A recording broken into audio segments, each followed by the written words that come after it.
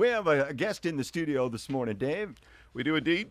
Yakima County Commissioner Ron Anderson. Commissioners, we'd like to get caught up on what the commission is up to, but Ron's also on the health board, and the health board certainly has been in the news the last few weeks or so. So good morning, Ron. Thanks for coming in. You're welcome. Thank you for inviting me. Appreciate it. Well, let's just any general conversation about board or commission activities that you want to get us caught up on, or is everything kind of sitting on the health board thing right now? Well, that seems to be taking the headlines anyway. But the commission, we all serve on several different committees and throughout the county, and that takes a lot of our time. But just the ordinary business of running the county day to day is not real headline grabbing or sensational. It's just administrative stuff. That's what we mostly do, is administrative stuff. As to the health board, we just conducted the interviews for the potential health officer. I think we have 3 very good candidates in that, and there's going to be some conversations about that, I'm sure. But I think we'll come out with a candidate, and a physician that will fill that role very well for a long term. That's what I'm looking for, somebody long term. Yeah, it'd be nice to have that stability after yes, it would. kind of the past because the health board or the health district does so much more than just the COVID stuff. They are involved in the day-to-day stuff, the ordinary stuff, if you want to call it that, of that what they were doing and still doing prior to COVID. The team there, the crew, all of the staff are highly educated and highly trained, and they have a lot of work to do throughout the county. Basic stuff of inspecting now, especially with the restaurants opening back up. They have to go out and do food inspections at restaurants, and they have to do the food trucks, and they do all kinds of communicable disease prevention, and all on and on and on. So what they ordinarily do is full-time in itself. And then with COVID taking place and all of the transitions and all of the uncertainties of that over the months here has really added to their workload. Yeah, no kidding. Well, and it's added to the I guess from an outsider's perspective, some is tension or drama, Lance? Is that the right word or no? Tension, yeah. So it would seem. You're Yeah. on the inside. Right. You mentioned to me that, Right. that you didn't think there was a debate to be had. So let's start with this whole concept of pushback. As a county commissioner and as a member of the Board of Health, you have an understanding of your job and what it is you're supposed to do. I think the public also would have a take on what they think you're supposed to do, and they're not always aligned. I certainly remember from my time at City Council, people suggested that, hey, aren't you supposed to be doing X? And it's like, no, that's not in our purview. So we have a situation where I think I don't have the benefit of a what do we call it, an advisory vote? Those things are special. I don't have the benefit of an advisory vote to know, but my gut tells me, and conversations here tell me, and around the community, that Yakima was ready to, in general, get out from under masks and get back to business a lot sooner than the governor was willing to let that happen. And there's a certain amount of antsiness for that, and a certain amount of animosity towards Olympia and the governor for not having making the decisions that made sense enough to everybody to just have everybody fall in line and go, oh yeah, well that makes sense, because it didn't make sense. There was an awful lot of confusion over whose science is supreme and all of that. I reached the conclusion that I want us to fight. I want us to look for options. I want us to look for loopholes. I want us to push for conversations, negotiations. I reached the conclusion that I didn't want to just take what Olympia said we had to take if there were other ways, and to beat the bush till I found another way or totally ran into a brick wall. And that seems to be the position that one of your fellow council commissioner members has taken, and Ms. McKinney. What do you see a commissioner's role on the health board, and even just as a commissioner, in a time like this when maybe you're not hearing from the same people, Ron? Maybe you're not hearing from people that we needed to open up more and faster, and we need to get out from under masks more and faster. So I guess give us your philosophy on your roles, dual roles as board member and as commissioner, going to bat for the people of the Yakima Valley. Well, unfortunately, that's not within our purview just to go out and decide to go on our own or make a declaration that we're going to pass some law or some resolution. We have to stay within the boundaries of the law, unfortunately, and because I agree in general with all of that, what you just said. But that's not in our purview to do that. What would happen if you did? It would open us up to maybe some lawsuits or some other kinds of issues that could happen. Not only just the county, but we as a board, members of the board personally. So that's a contingent. There are different ways of doing that, and one of the ways was a few weeks ago. We had a Washington State Association of Counties meeting up in Spokane, and we had drafted a letter that we were going to send to the governor, and I took copies of that letter, and passed them around to the folks who were in the meeting, 20-some commissioners. And then that letter was subsequently sent out to all 39 counties. And a couple days later, there was some action taken by the governor and by the the state health department. And I don't know if that had an influence or not, but those are the kinds of methods we have to adhere to, and that there are steps and there's processes for regress in something that we don't like or we are against. We just can't go out willy-nilly and decide that we're going to create our own laws. Just think of what would happen if it was beyond the health district. We decide we're going to not do this or not do that just because we don't like it. I don't like any of this stuff. I wish we were fully open without any. I wish the emergency declaration was over. We've pressed them on that several times, but it continues. So we have to work within the boundaries of the law. Well, and is that what you would describe what's taken place in the past year that led to this, as a willy-nilly approach? Excuse me. These are special times. The governor, many people feel the governor has exceeded what the intent was. Now, we can say that the law provides for it, so throw up your hands and say the law is the law is the law. Or you can say, look, the law is what the law is, but I'm going to look under every corner, crook, and cranny. I mean, I guess I don't know about willy-nilly. It seems to me there's a difference between pushback and fallback. There is a great difference, and we've been pushing back as much as we can at the county level, at the health board level, and to the state Department of Health, and to the governor himself. So again, we still have to do those through those kinds of channels. You know, what I wish was happened was a couple years ago, the state legislature gave the governor even more power for under emergency rules, which I think was wrong to do that. Originally, my understanding is that originally the power was given to the governor during the St. Helens eruption, and it's grown from there. I wish that the legislators would have a bigger voice and be more proactive in pushing back on this too. We need to have more voices join us, the commissioners and the health board.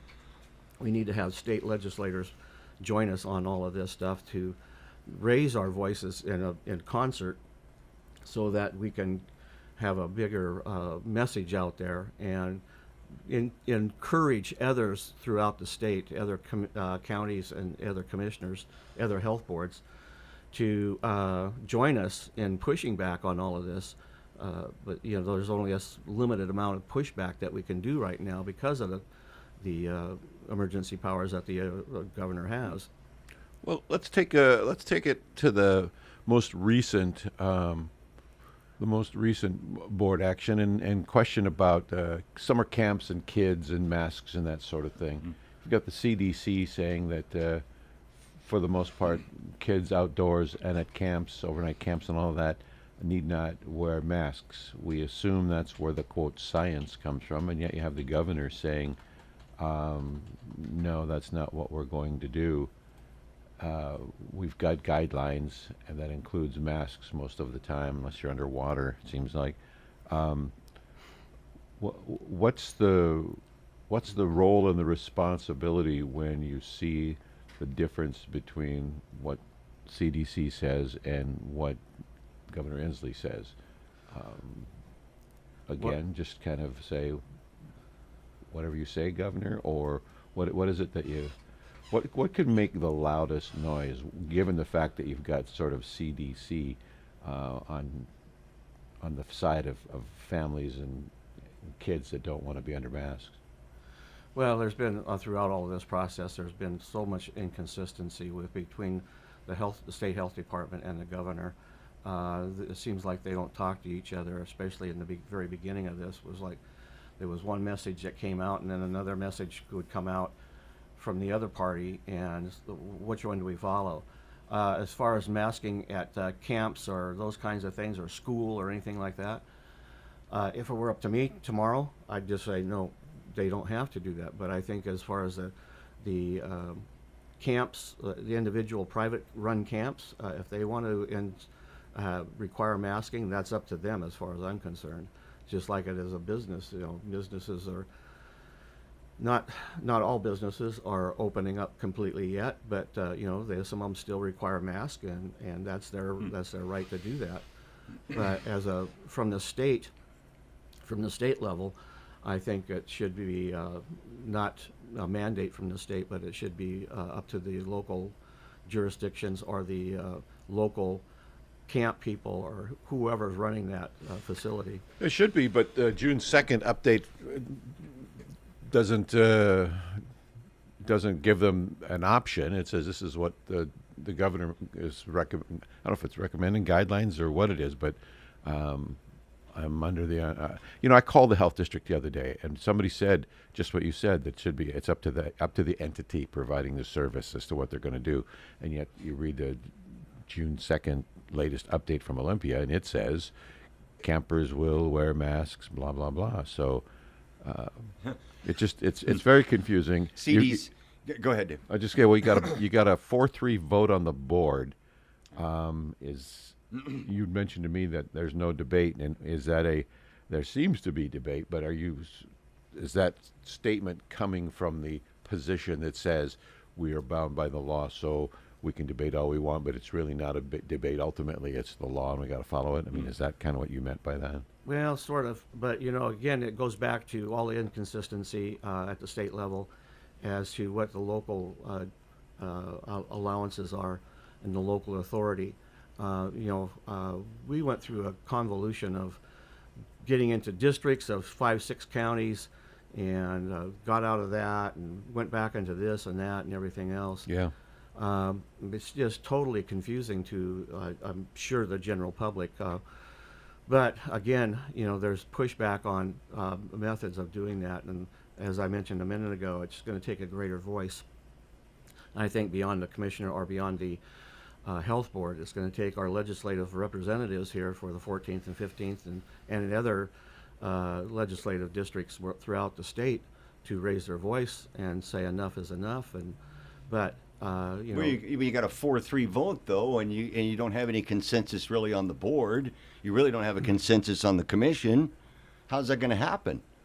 Well, how do you get all these people together if you guys can't even get together? Well, the messaging has to be there that's agreeable. Yeah. And the method of the votes, the reason for the votes was it's again, it goes back to what the health doctor ultimately makes the decision. So there's disagreement or differences of opinion, but I think if the message can be consistent and it can be worked out, I think that we can come to a greater discussion about those things. We've had in the past at the health board level, we've had motions introduced that were not discussed, were not even on the radar as far as the rest of the board members were concerned. So we're moving now to a process of not an emergency kinds of things, but normal kinds of business activities, is introducing a subject and then getting the information out to the board members so that they can at least review it and study it and understand what it is before they vote on it. So there's processes, and I think that was partly the reason for that 4-3 vote was because of that. But that's just my opinion. Well, the motion passed, and now events need to be on the calendar if they're going to receive action at the next board meeting, right? You have to have the advance notice that it's going to be something that you're going to be working on, right? So you guys are I would make that assumption. yeah, Yes. forewarned is Yeah. forearmed, right? Yeah. So, all right. Kind of trampled over Fox News here, but I don't care. This is local and this is important. So let's just finish this off. Ron, bottom line, we see that we've made progress. We are opening up. It's been a frustrating process. Health board ultimately is to keep us healthy. As we've talked about many times, if you leave health issues solely up to health people, you're not going to find economics and other sorts of factors built into your ultimate decision. If you say, hey, doc, how do we stay healthy? He says, everybody stay home. Yeah. Okay, good. That takes it from your perspective, but you guys got to factor all the other things in to make sure that the system continues to roll. How do you see where we're at right now, and what do you see happening as we get to summer in terms of just an overall general return to normalcy? Because I think that's what people are hoping for. I've been wondering about that term normal. I don't know if we were ever normal to begin with, but fair enough. when we get back to fully open throughout the state, there's going to be some differences of practices by the businesses and by the public and by private individuals, I'm sure. But I think we're going to be more aware of those issues, and maybe, I won't say more accepting of them, but maybe more tolerant of them as time goes on. But I think in the long term, as far as the health board is concerned, we have we have three very good candidates. When does that decision happen, do you think? We are on the 30th is our normal Thursday. The 30th in the morning is our normal monthly health board meeting, and we're going to have an executive session during that time. And if we come to, we discuss that during the executive session, and then after that we get back into the public meeting. I don't know if we'll take a vote or not on that, if it kind of feels like we've reached a consensus or those kinds of things, or if we're going to be ready. But I expect we'll be ready to take a vote on that on the 30th, partly because we have, like, again, I'll beat it to death here, I guess, but we have three very good candidates, and I think it's time to move on a permanent basis for the health district, so that we can get that start that line of consistency. And Well, get them acclimated to the system itself, because even though they are well versed and well educated, taking on this health district, the rules of all the intricacies of the nuances of the health district and how it can and can't do on a state and federal level. sure, public health as opposed to private practice kind of stuff as a it's whole huge. other thing. Yeah. All right, last word. Anything else you want to add? Well, I would appreciate and hope that the public can be, I know there's a lot of frustration, and I'm frustrated about all of this too, But just hang with us, and we'll get there. We'll get things worked out, and it'll be okay. May not be to the satisfaction of everybody, but we're doing as best we can to make sure that what we're doing is right thing. Fair enough. Lance, thoughts? Well, I would just say that your comment that we can't go against some of these things just because we don't like them, I think I don't think it's a matter of not liking masks for our kids on camps, and I think it's a matter of what the science is saying and what the governor is saying, and wanting to know whether we're going to go with the science or the governor. Yeah, and that's going back and forth all the time, just Yeah. like you just said. So Well, that's the job we want you guys to do. Yep. We want you to make that decision. We want you to go forward with the science and not the governor. And I know you want to go with the governor. No. Don't put Well, words in my okay, mouth. okay, all right. I'm just following the law. Well, yeah, okay. Okay. Don't jump to Well- conclusions, or you'll lose a lot of weight. So just because it's the governor doesn't mean I agree with it.